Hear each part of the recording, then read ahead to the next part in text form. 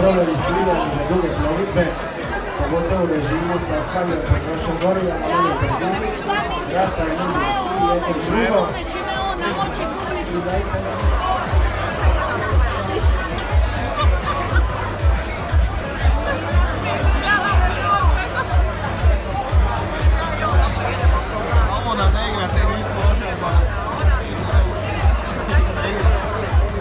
Azimut 77S,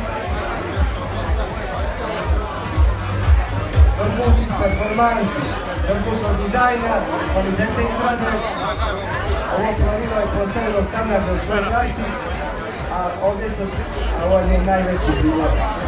Sretni smo isto tako što je ovo plovilo bilo s nama u Splitu ove godine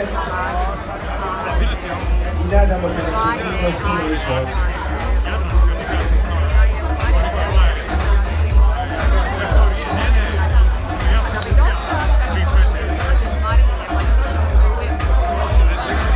Hvala svima u ime časopisa Dax Croatia, ima organizatora Croatia Boat Show.